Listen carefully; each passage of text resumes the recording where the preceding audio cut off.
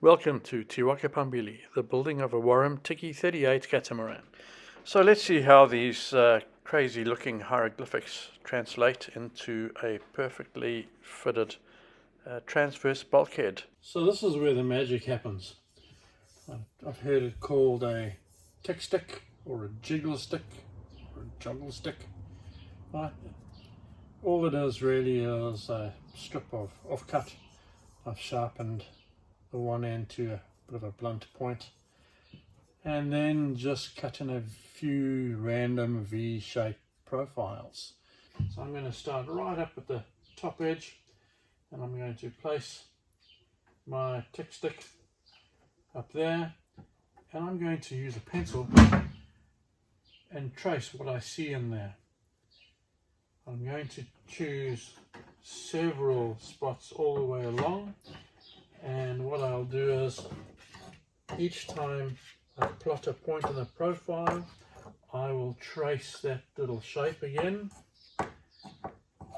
and make sure that I have a sufficient spread of probably 2 to 3 inches at each point that I plot, and same from the other side, whether I turn the tick stick upside down or back to front, whatever the case may be, will make no difference, because each time I just trace out the profile on this piece of card that I've got here, or piece of paper that I've got here, and then I'll show you transferring that onto a piece of ply to cut later. Right, so here we go.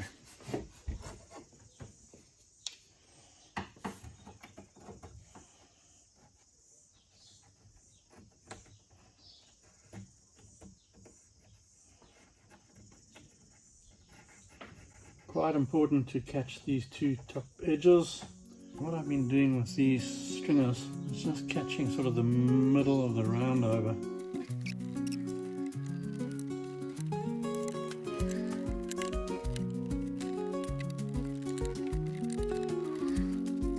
So you're needing a piece of line, 1020 by roughly 550. Let's see what we've got.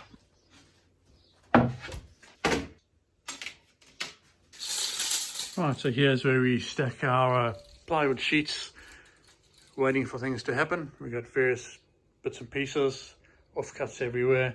No, we're not going to make it on that one. So we're going to need to fish out this sheet here. That's the next one in line. You'll see various bits and pieces waiting in the wings for the starboard hull.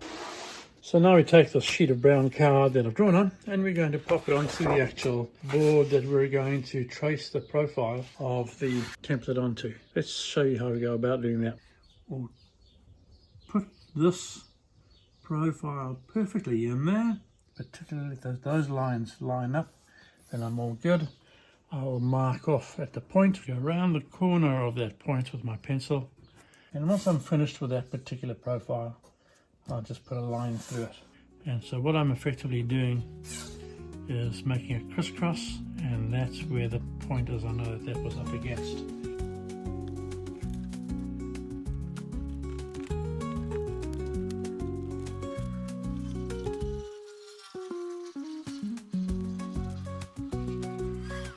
Right, so just looking through for any of these profile marks that have not been ticked off. Yep, so there's one. There's one there. I should have marks all of that profile, so 2 to 3 inches. You can see where the stringers go in there and there. I can see on this side, I seem to be missing the top edge of one of the stringers. There we go. There's this profile that was missing, so we'll pop him in.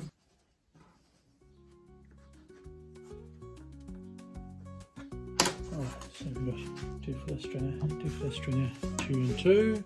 I think we should be good to go. We can probably start getting a batten of some sort and spring it to match that profile. So I've taken my meter long ruler, and I'll just try to line everything up as best I can. Some marks will be a little bit off, some will be on. And remembering, of course, that these ones here go into the radius that's been formed by the glue on either side of the stringer, so they should be slightly off.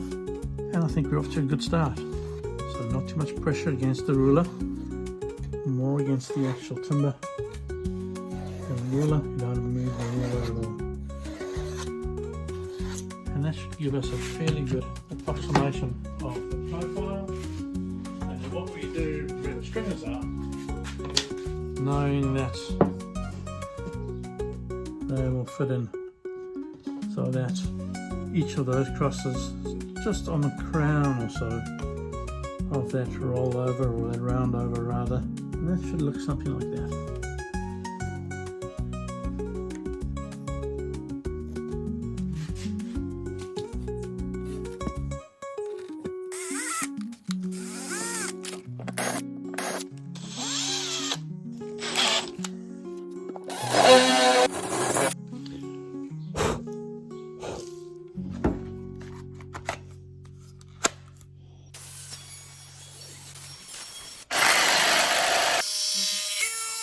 Good thing it's only wood, eh? That's all roughed out. Let's take it for a quick test drive. So back where we started. I'm not expecting anything to cut perfectly, but let's see what happens. Here we go. Well, as you can see, there's going to be a fair amount of tickling and cleaning up just to get it to fit properly. But that's the nature of the game, I think. Meanwhile, in the galley, work continues figuring out how we're going to deal with the space just underneath what is going to be the fridge. But we're planning on taking salt water in through one of these true design fittings here. There will be a galley pump that goes through this bulkhead, and that'll pump water up. We're going to make sure we've got space in there for a seawater strainer. We've got our great big tabletop that we're shuffling backwards and forwards. It's been very handy to have this as we move backwards and forwards here. So the next layer will mean putting in the bench top and the edge of that bench on that side there too, and also the very end of the saloon. This is all seating in this area, but below will be a breather space. I'm just hoping that we're able to find a compressor that we can actually run that will satisfy that volume. And we've got to finish off the forward cabin area here. We've got the basic layout here. We've got to just get these details right. We've got to sink these larger stringer members of 45 by 19s in. The dimensions coming through this bulkhead weren't quite right, and we had to move the strings or the grooves, or the cutouts rather, outwards on both sides. So it's probably something worthwhile taking note of if you're building the same. And this will ultimately be right up forward, so we're going to seal that all off completely. It will be airtight. We'd wonder about putting an inspection port in here, as many people do, but I think we'll keep it out of here. There is an inspection port higher up in this sort of region, and we'll put a matching inspection port in this area here, so we can get down into that volume if we need to. We're probably going to fill these sorts of crash bulkhead areas or airtight lockers with bottles of some sort, Coke bottles or whatever bottles we used. And then we're going to be busy on the stern head, I think. So that will be coming up in short order. So this takes you on a rather large jump ahead in time now. Here's that same bulkhead. It's not one of the structural bulkheads, so it doesn't really need a full massive fillet. You'll see we've got much smaller fillets in the corner. And that tickling I referred to was predominantly just to clear out the corners for those fillets to fit. So the method works particularly well for this type of application. Right, so typically on the or at the aft end of most boats, there's a bit of a storage area which is called the Lazarette. We decided to include a Porta potty within this Lazarette area and make it a bit of a wet head. It's a tight space in here. So we needed space for Joe, the dunny dude here, to be able to fit and have a comfortable seat while he was about his business. So we've had to lower the floor. So ordinarily in this space, according to the plan, there would be a floor that runs along that stringer there. So what we've done is we've lowered it as far down or as close to the keelson as we possibly could, within the ever diminishing space or width allowed for a porta potty to fit in. So we bought a sort of standard porta potty from one of our local chandleries and figured out just how low we could get that down in that space, and that determined the height of that floor. So the floor intersects a little with the keelson. We've got to make a split to go around the keelson, and in that area we're going to include a sump. So there is a hatch here with a few perforations in it, so that will take shower water. And if you lift the dunny or the porta potty, you'll be able to access, or at least get to have a look at the keelson and the bilge area down here. We've tried to make sure that we can see the keelson for pretty much the full run, just so that we can get eyes on it if we are nervous of anything that may be untoward at any stage. The area at the back of this Lazarette has got two inspection hatches. Both of them will be watertight, creating a volume of air that will constitute the buoyancy chambers at the aft end. We may have to look at increasing the height of that hatch combing slightly, just to give Joe a bit of headspace there. The lid will close, creating a dry area in here, so one could store I guess toiletry needs and things like that in the dry, so that they wouldn't be affected by shower water. There is a storage space that will be just in there, probably ideal for things like loo paper and that type of thing, air freshener quite possibly. That would be drying out of harm's way from a shower. The idea is that you would sit on this closed lid and shower in privacy here too. We're about to get started with manufacturing this floor. What could be quite interesting is creating a little sump that will catch that shower water. So after quite a lot of fiddling around, we finally managed to get this framework and the actual floor itself to fit and work in the Lazarette, and we're about to start gluing that all together.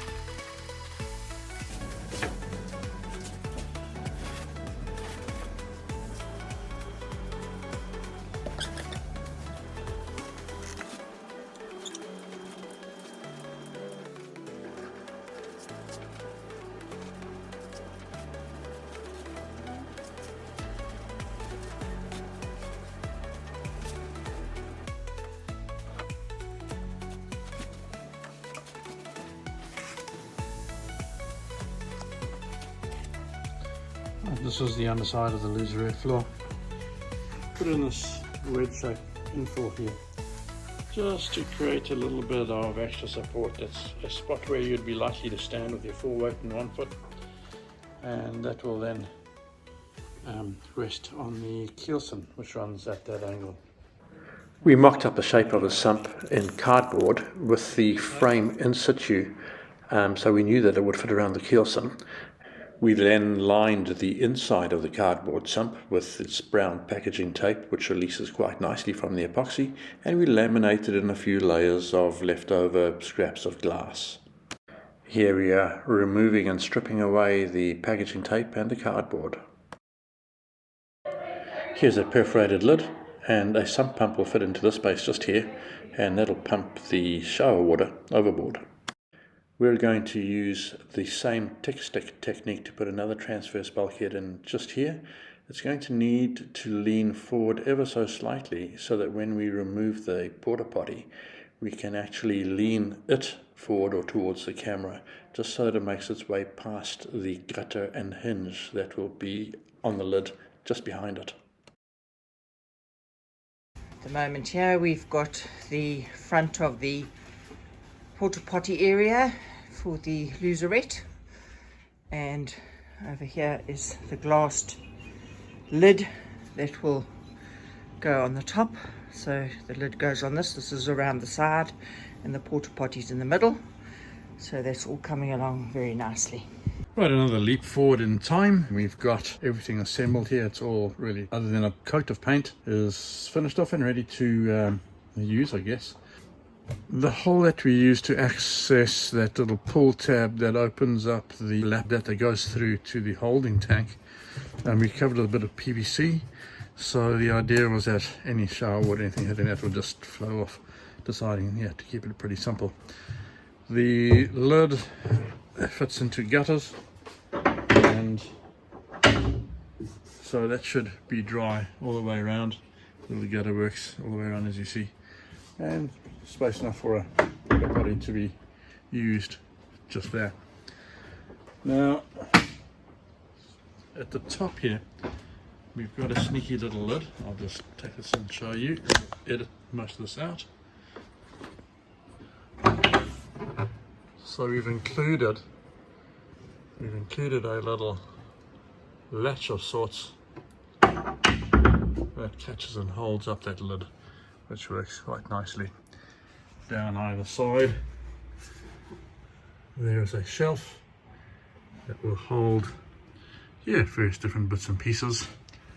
And what we've also done, this is still in its development stages, if you would, just put some nylon straps that run underneath from side to side. You'll see them on the other side there too, and that's what we use to actually lift the porta potty out of its position. So yeah, that's really worked out quite nicely. It took a little bit of sort of problem solving and thinking to get through that, but yeah, should definitely do the trick, I think. So there will be a couple of bilge pump options which we're looking at incorporating here, but you'll see they nestle quite nicely down to the bottom, and this taper runs off quite nicely into this area, and we'll probably run water into a small basin on the side here, which in turn will empty out overboard.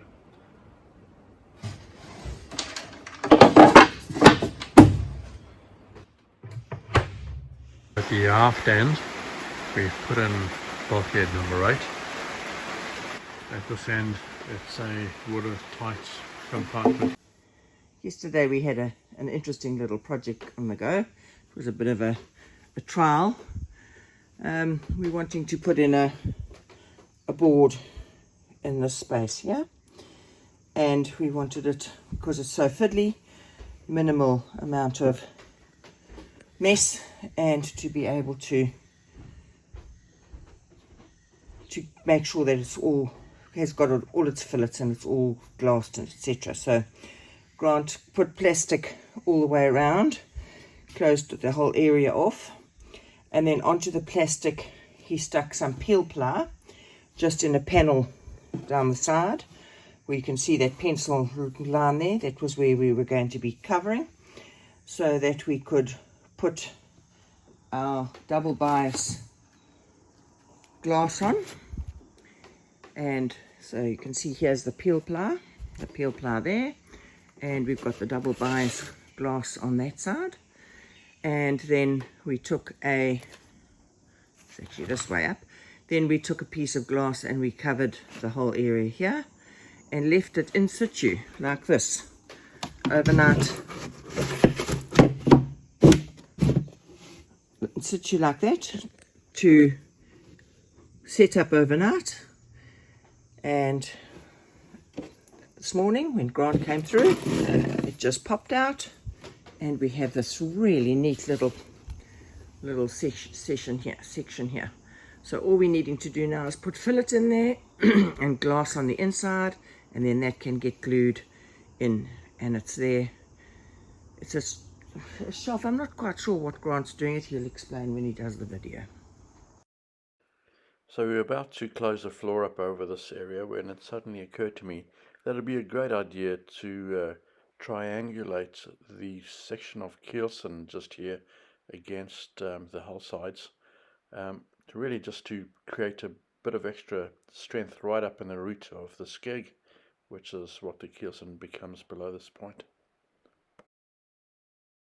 The board that we're going to be putting, the floorboard that we're going to be putting in, is going to be going over the top onto this stringer on both sides, and then the rest we'll have an inspection hole in this space here so that we can just see what's going on and keep an eye on things down below, but it's probably not going to be seeing much daylight after today.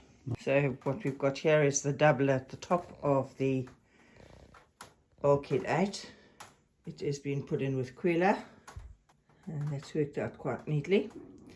And on this bulkhead it had a slight warp, so when we glassed the plain surface we just put a couple of dive weights on it, and that's helped flatten it out as the glass has set itself up. We have now put in bulkhead number 8. Seems so funny having this bulkhead sticking out like that where all the others were down below. So it has an inspection hole here right in the very aft compartment,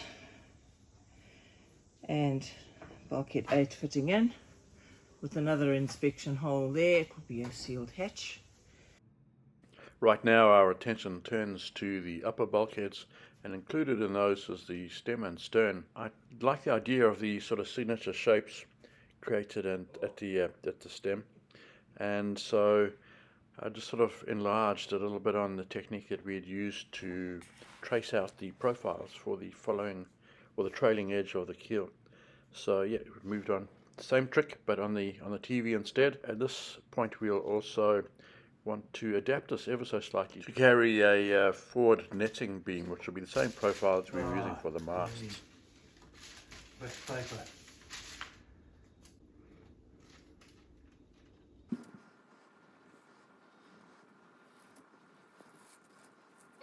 Right, so here we are lofting the bow stem head and the stern head. We've changed the design of the forward one slightly to incorporate the forward netting beam as well. That's the section here. So we'll cut them out and just have a bit of a try and see what they look like. Join us next time as we get into fitting out some of the saloon and galley furniture. Please feel free to post any constructive comments or suggestions. We'd love to engage with you further on these wonderful craft.